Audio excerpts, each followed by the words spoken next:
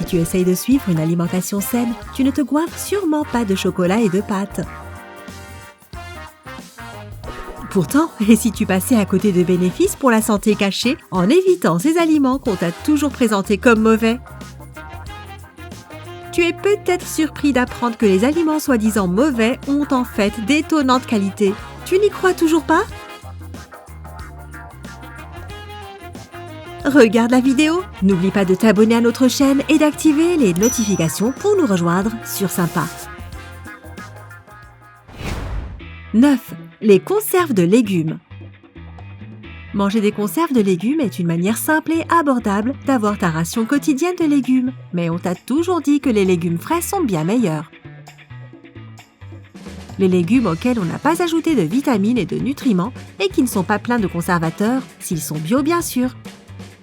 Mais crois-le ou non, certains légumes en boîte peuvent apporter des nutriments importants.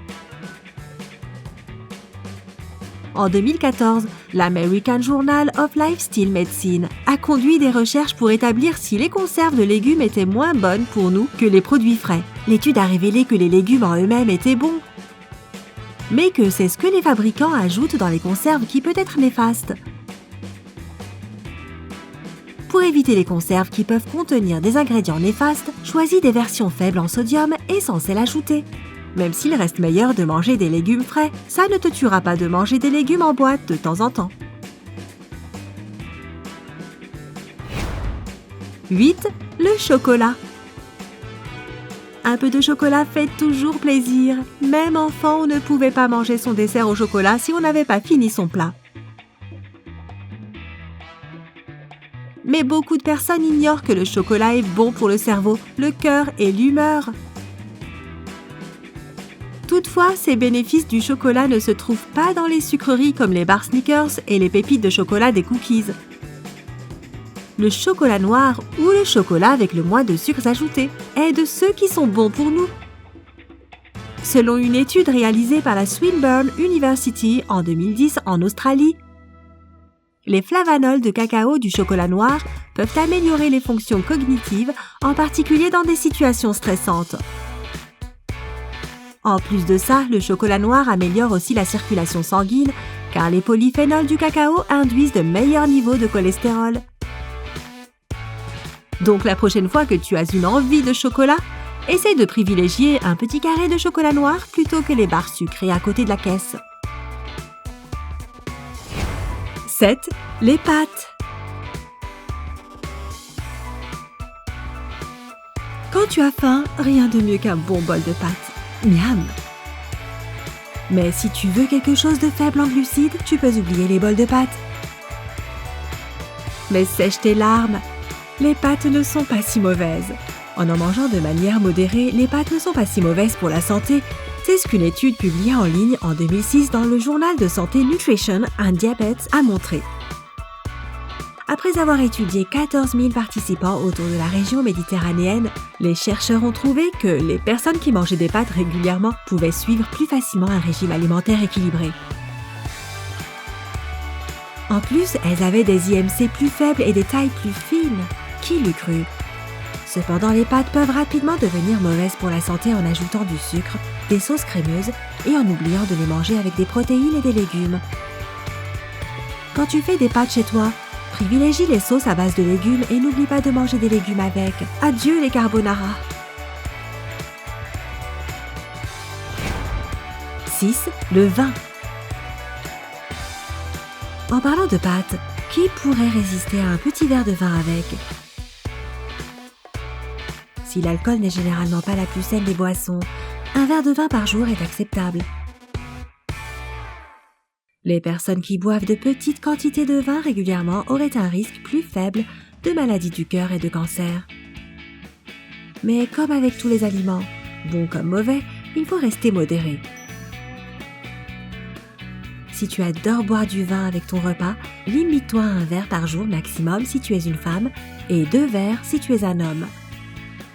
Et garde ces shots de tequila pour les occasions spéciales. 5. Les smoothies. Si tu prends un smoothie dans un centre commercial, tu obtiendras certainement plus de sucre et de produits laitiers que tu n'en as besoin pour la journée. Beaucoup de vendeurs de smoothies fast-food ajoutent du lait, de la crème et même de la glace dans leurs smoothies et milkshakes. Mais si tu adores les bons smoothies, l'espoir n'est pas perdu. La prochaine fois que tu commandes un smoothie, demande à ce qu'il soit fait avec 100% de fruits ou de yaourt. Comme ça, il y aura moins de sucre et de produits laitiers et tu profiteras du fruit frais. Encore mieux, fais tes propres smoothies à la maison avec du lait d'amande, non sucré ou d'autres alternatives. Mais fais attention. Manger trop de fruits peut te faire prendre du poids à cause de leur contenance en sucre.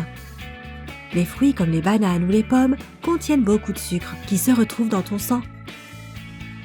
Choisis plutôt des myrtilles, des framboises ou des mûres qui ont moins de sucre et aident à limiter les inflammations et la prise de poids. 4. Le café. Il y a une raison pour laquelle les habitants de tous les pays adorent le café depuis des siècles. Avec une consommation modérée, le café offre tout un tas de bénéfices, comme prévenir la maladie de Parkinson ou aider le fonctionnement du foie et même limiter le risque d'avoir un arrêt cardiaque, d'après hopkinsmedicine.org. Mais si tu es un buveur de café et que tu en bois 1 ou 2 par jour, comment savoir si tu en prends trop? D'après le Dietary Guidelines for Americans, les adultes peuvent boire 3 à 5 tasses par jour, tant qu'ils ne dépassent pas 400 mg de caféine. Une tasse en contient environ 95 mg. Une manière rapide de perdre les bénéfices de ton café est d'y rajouter plein de crème, de sucre ou d'édulcorants. Oui, même les artificiels. Les édulcorants artificiels contiennent souvent des produits chimiques mauvais pour la santé et peuvent devenir addictifs.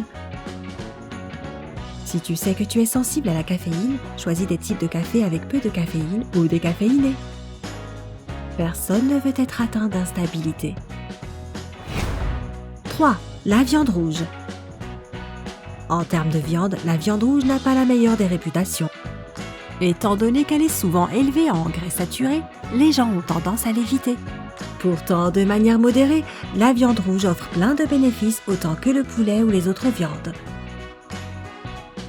Selon la diététicienne Sherry Casper, la viande rouge peut te fournir les protéines et le fer dont tu as besoin, si tu sais bien la préparer. Quand tu achètes de la viande rouge pour manger à la maison, achète des morceaux maigres et utilise-les dans des recettes qui font appel à des légumes. Tu peux faire de délicieuses boulettes de viande, des steaks pour burgers et même des tacos avec une petite quantité de viande rouge mélangée à des légumes. Comme ça, tu obtiens une version plus saine de ces plats. 2. Le pain. Comme les pâtes, la plupart des régimes préconisent d'éviter le pain. Glucides, adieu. Si manger des tonnes de pain blanc plein de glucides n'apporte pas grand-chose, les pains complets apportent les vitamines essentielles dont ton corps a besoin. Tu te demandes quel pain choisir. La diététicienne Carrie Wilder est la créatrice de Wilder Wellness et elle suggère de choisir des pains faits avec de la farine complète, plein de glucides complexes, de fibres, de fer et de magnésium. Regarde les ingrédients pour choisir ton pain. Si son premier ingrédient est farine complète, c'est sûrement une très bonne source de fibres et donc un bon choix. Mais comme avec tout, n'en mange pas trop ou tu pourrais prendre du poids. 1. Les pommes de terre. Tu sais ce qui donne envie? Une énorme assiette de frites chaudes et on résiste difficilement par gourmandise. Réfléchis à la quantité d'huile et de conservateurs qu'il y a dedans. Si tu adores les pommes de terre, il y a plein de recettes géniales qui ont une bien plus grande valeur nutritionnelle que des frites ou des chips. Les pommes de terre sont riches en potassium, en vitamine C et en fibres. Et surtout, si elles sont préparées avec leur peau. Si tu manges une quantité modérée de pommes de terre dans tes repas, cuites à l'eau ou à la poêle, tu fais un bon choix équilibré. Si tu aimerais avoir le goût salé de tes frites et de tes chips, mets un peu d'huile d'olive et d'herbes fraîches sur tes pommes de terre, c'est délicieux. Tu as des recettes pour transformer des aliments mauvais en plats sains? Parle-nous de tes créations culinaires dans les commentaires. N'oublie pas d'aimer la vidéo, de la partager avec tes amis et de t'abonner. Reste avec nous sur Sympa.